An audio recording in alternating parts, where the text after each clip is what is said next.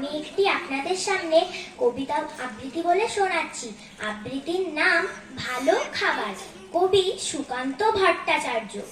ধনপতি পাল তিনি জমিদার মস্ত, সূর্য রাজ্যে তার যায় না কো অস্ত। তার ওপর ফুলে ওঠে কারখানা ব্যাংকে, আয়তনে হারালেন মোটা কোলা ব্যাংকে। সবার হুজুর তিনি, সকলের কর্তা, হাজার সেলাম পান দিনে গড় পর্দা। সদাই পাহারা দেয় বাইরে সেপাই তার, কাজ নেই তাই শুধু খাই খাই বাই তার। এটা খান সেটা খান সব লাগে পিঠ ঘুটে, টান মেরে ফেলে দেন একটু খাবার খুঁটে।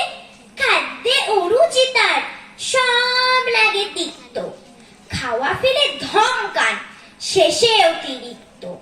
দিন রাত চিৎকার আরো বেশি টাকা চাই, আরো কিছু তহবিলে জমা হয়ে থাকা চাই।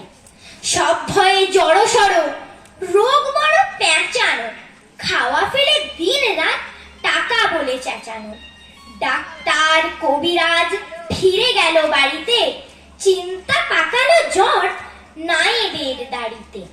নায়েব অনেক ভেবে বলে হুজুরের প্রতি, কি খাদ্য চায় কিসে খেতে উত্তমতে। নায়েবের অনুরোধে ধনপতি চারিদিক দেখে নিয়ে বার কয়, হাসলেন ফিক ফিক। তারপর বললেন বলা ভারী শক্ত, সবচেয়ে ভালো খেতে গরিবের রক্ত। নমস্কার।